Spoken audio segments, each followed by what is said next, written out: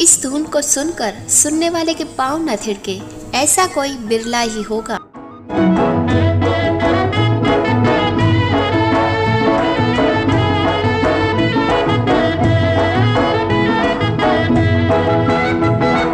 Hindi film संगीत के खास तौर पर पुराने फिल्मी गीतों के चाहने वालों में से शायद ही कोई होगा जिसने ये गीत ना सुना हो।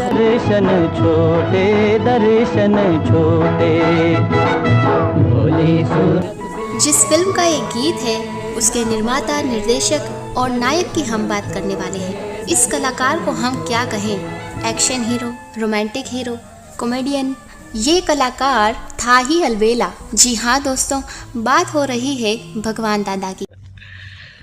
वाह रे दुनिया, इसमें और मुझे फर्क ही क्या है। ना मैं मोटा हूँ उतना वो है, जितना वो टिंगू है उतना मैं हूँ। फिर भी दुनिया उसके पीछे भाग रही है और मेरे पीछे कोई कुत्ता तक नहीं आता। दोस्तों, आज मैं एक ऐसे अभिनेता के बारे में बात करने वाली हूँ जिन्होंने हिंदी सिनेमा को अपने डांस के माध्यम से एक नया आयाम दिया है। आज मैं ऐसे अभिनेता के बारे में बात करने वाली हूँ जिन्होंने एक चोल से 25 कमरों वाला बंगलो और बंगलों से दादर की 2 कमरे वाली चोल, जिन्होंने अपनी जिंदगी में बहुत अच्छा दौर भी और बहुत बुरा दौर भी देखा। उनका एक दौर था कि वह अपनी अमीरी की वजह से जाने जाते थे। और दूसरी, नाम होने के बाद एक क्या 1000 पार्टी में जाओ तो कोई पूछने वाला नहीं। अगर हमारी जगह कोई गरीब आदमी होता तो मैनेजर साहब कहते जाइए, अब आपकी कोई जरूरत नहीं। उनके एक फिल्म के सीन में पैसों की बारिश दिखानी जानी थी। उस दौर में उस सीन के लिए उन्होंने असली नोटों का इस्तेमाल किया था। इतना ही नहीं, उनके पास 7 कार्स थी और हर बार शूटिंग में वो अलग अलग कार्स लेकर जाते थे। मुझे इनका ये दौर देखकर राजेश खन्ना जी की वो शायरी याद आ जाती है। इज्जतें, शोहरतें, उल्फतें चाहते सब कुछ इस दुनिया में रहता नहीं। आज मैं जहाँ हूँ कल कोई और था। ये भी एक दौर है, वो भी एक दौर था। हाँ, बड़े आदमी की बड़ी बातें होती हैं। जी हाँ, जिस तरह हर बड़े शहर में सैर व तफरीह के लिए चिड़ियाघर होता है, उसी तरह हर बड़ी पार्टी में कुछ बड़े आदमियों का होना बहुत जरूरी है। दिल दे के दर्द मोहब्बत लिया है, प्यार किया है। भोली भाली सूरत मगर दिल के सच्चे थे भगवान दादा। पहलवानी के शौक के कारण सभी उन्हें दादा कहकर बुलाते। भगवान दादा का जन्म महाराष्ट्र में 1 अगस्त 1913 को हुआ। वास्तव में उनका नाम था भगवान आबाजी पालव। एक मिल मजदूर का बेटा भगवान बचपन से ही फिल्मों के सपने देखा करता। कि वो कलाकार है। ओ, कलाकार है तो क्या मैं कलाकार नहीं बन सकता? क्यों नहीं, कोशिश करो, तुम जो चाहो बन सकते हो। अगर ये बात है भैया तो मैं अभी से कोशिश करना शुरू कर देता हूँ। हालात से मजबूर भगवान दादा को बहुत जल्द पढ़ाई छोड़नी पड़ी। मुंबई आकर वो मजदूरी करने लगे और करने लगे तकदीर के बदलने का इंतजार। अब मैं बहुत जल्दी अपने समय का बड़ा आदमी, यानी हिंदी में कलाकार, उर्दू में अदाकार, अंग्रेजी में आर्टिस्ट होने वाला हूँ। मुंबई आकर भगवान दादा जब फिल्मों में काम पाने का प्रयास करने लगे तब मूक फिल्मों का जमाना था। किसी फिल्म निर्माण कंपनी में मजदूरी के साथ साथ वो छोटी छोटी भूमिकाएं भी करने लगे। अपने काम के साथ साथ भगवान दादा फिल्म निर्माण की प्रक्रिया में पूरी तरह से डूब गए। बतौर अभिनेता उनकी सबसे पहली फिल्म थी क्रिमिनल, जो एक साइलेंट यानी मूक फिल्म थी। 1938 में बनी फिल्म बहादुर किसान का उन्होंने सह निर्देशन किया। 1938 से 1947 तक भगवान दादा लो बजट की स्टंट और एक्शन फिल्में बनाते रहे जो मजदूर वर्ग में काफ़ी लोकप्रिय थीं। उस दौरान यानी 1941 में एक उल्लेखनीय तमिल फिल्म उन्होंने बनाई वंद मोहिनी, जिसमें एम के राधा और श्रीलंका की अभिनेत्री थम्मवड़ी देवी ने भूमिकाएं अदा की। 1942 में भगवान दादा ने फिल्म निर्माण कंपनी बनाई जागृति पिक्चर्स। फिल्म निर्माता तो बन गए मगर कमोवेश मुफलिसी का दौर अब भी जारी था। दुनिया के इस चिड़िया घर में तरह तरह का जलवा, मिले किसी को सूखी रोटी किसी को पूरी हलवा। अरबों का हेर फेर करने वाले राम जी, 1.25 लाख की लॉटरी भेजो अपने भी नाम जी।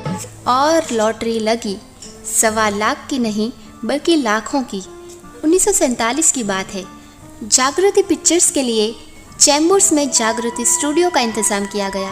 राज कपूर की सलाह पर भगवान दादा ने एक सामाजिक फिल्म के निर्माण की तैयारी की। नायक तो वो सैम थे ही, नायिका के रूप में उस समय की मशहूर अदाकारा गीता बाली को चुना गया। फिल्म के संगीत का जिम्मा उठाया भगवान दादा के जिगरी दोस्त श्री रामचंद्र ने। रुपहले पर्दे पर फिल्म आई अलबेला। मैंने 100 रुपये दिए, अगर 300 रुपये और देता तो आज अपनी बदनसीब का इतना ख्याल नहीं होता। ये फिल्म सुपर डुपर हिट हुई और इस फिल्म की अपार सफलता ने भगवान दादा का जीवन बदल कर रख दिया। श्री रामचंद्र के संगीत में बंधे गाने बेहद लोकप्रिय हुए। इन गीतों का शोला कुछ ऐसे भड़का कि सुनने वालों के दिल आज तक धड़क रहे हैं। दर्द जवानी का सताए बढ़ बढ़ के, शोला जो भड़के है दिल मेरा धड़के। फिल्म अलबेला के गीतों की एक और खास बात यह है कि जिन गीतों पर नृत्य किया है भगवान दादा ने, उनके साथ डांस करने वाले बाकी कलाकार असल में नर्तक नहीं थे बल्कि स्टंटमैन थे, जो आमतौर पर भगवान दादा के साथ एक्शन फिल्मों में मार धाड़ वाले दृश्यों में भाग लेते थे। तो अलबेला के ये खासियत भरी गीत भी सुन लेते हैं। तुम तीर चलाना छोड़ दो, तुम तीर चलाना छोड़ दो। अलबेला की सफलता का स्वाद चखने के बाद उसी टीम के साथ भगवान दादा ने 1953 में फिल्म बनाई छबेला, जिसे कोई खास सफलता नहीं मिली। उसके बाद भगवान दादा ने एक और फिल्म बनाई लाबेला, जिसके निर्माण में उन्होंने अपनी ज़्यादातर दौलत झोंक दी, मगर ये फिल्म बुरी तरह पिट गई। किस्मत ने उनसे फिर किनारा कर लिया। आदमी सोचता कुछ और है, तकदीर करती कुछ और। मैंने बहुत कुछ हासिल किया था भैया, बहुत कुछ हासिल किया, मगर मुझे आज ऐसा मालूम होता है कि मेरा सब कुछ लुट गया। आगे अपनी रोजी रोटी चलाने के लिए भगवान दादा छोटी छोटी चरित्र भूमिकाओं में दिखने लगे। ये फिल्में थीं झनक झनक पायल बाजे, चोरी चोरी और मिस बॉम्बे। गरीबी ने अपना रंग कुछ ऐसा बिखेरा कि जुहू बीच पर बना 25 कमरों वाला बंगला बेचना पड़ा। के लिए मेरा साथ नहीं दे सकती हो तो फिर मैं तुम्हारी दुनिया में जिस तरह आया था उसी तरह तुम्हारी दुनिया से अकेला जाता हूँ। सुनिए, किसी जमाने में हफ्ते के 7 दिन वो अलग अलग मॉडल की कार से जाया करते। वो 7 गाड़ियां बिक गईं। भगवान दादा के सभी सहकारी उन्हें छोड़कर चले गए, सिवाय श्री रामचंद्र, ओम प्रकाश और राजेंद्र कृष्ण के। 4 फरवरी 2002 दादर की एक चौल में बने 2 कमरों के मकान में भगवान दादा अपने हिसाब से ही सारे काम करते थे। हमें कमरा भी क्या मिला है, घी तेल के बर्तन भी यही रखो, खाना भी यही पकाओ, खाओ भी यही और सो भी यही। ऐसे में कहा जाता है कि एक बार उन्होंने शूटिंग के सेट पर नोटों की बारिश करवा दी थी। दरअसल आज तक की ये रिपोर्ट के मुताबिक फिल्म के एक सीन में पैसों की बारिश दिखानी थी। ऐसे में भगवान दादा ने इस सीन के लिए असली नोटों का इस्तेमाल किया था। बता दें कि इस फिल्म के प्रोड्यूसर खुद भगवान दादा थे। भगवान दादा के बारे में ये भी कहा जाता है कि वो कारों के बहुत शौकीन थे। उनके पास 7 कारें थीं और वो हर दिन अलग कार से शूटिंग के सेट पर जाते थे। वहीं शेवरले फिल्म में भी काम उन्होंने सिर्फ अपने कार के लिए प्रेम की वजह से किया था। राज कपूर और भगवान दादा अच्छे दोस्त थे। राज कपूर ने उन्हें सलाह दी थी कि वो एक सोशल मैसेज वाली फिल्म बनाएं, जिसके बाद उन्होंने फिल्म अलबेला बनाई, जो उस साल की तीसरी सबसे ज़्यादा कमाई करने वाली फिल्म थी। इस फिल्म के गीत शोला जो भड़के और भोली सूरत दिल के खोटे आज भी याद किए जाते हैं। भगवान दादा की पहली बोलती फिल्म हिम्मत मर्दा थी। इस फिल्म में ललिता पवार लीड रोल में थी। भगवान दादा शेवरले कारों के शौकीन थे। यही कारण है कि उन्होंने शेवरले नाम की फिल्म में भी काम किया था।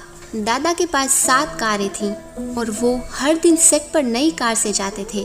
अमिताभ बच्चन की बतौर सोलो हीरो पहली फिल्म बॉम्बे टू गोवा थी।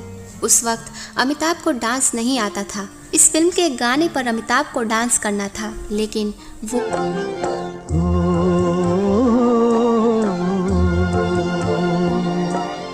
लेकर सुहाने सपनों की कलियां वो नहीं कर पा रहे थे। ऐसे में अमिताभ ने एक डांस स्टाइल डेवलप किया जो भगवान दादा की स्टाइल से मिलता जुलता था। अमिताभ के अलावा गोविंदा और मिथुन ने भी भगवान दादा से इंस्पिरेशन ली। ऋषि कपूर को तो खुद भगवान दादा ने ही डांस के स्टेप सिखाए थे। भगवान दादा ने अपने फिल्मी करियर में तकरीबन 300 से ज़्यादा फिल्मों में एक्टिंग की, लेकिन मराठी भाषा होने के बावजूद कभी भी कोई मराठी फिल्म नहीं की जिस फिल्म ने भगवान दादा को बर्बादी के आंसू रुलाए। वो थी हंसते रहना। इसे बनाने में उन्होंने अपनी सारी जमा पूंजी लगा दी। 4 फरवरी 2002 को हार्ट अटैक से भगवान दादा का निधन हो गया। सबसे राम भजन कर लेना, एक दिन जाना रे भाई। वही जिंदगी वही मरहले, वही कारवा वही रास्ते। वही जिंदगी वही मरहले, वही कारवा वही रास्ते। मगर अपने अपने मकाम पर कभी तुम नहीं कभी हम नहीं।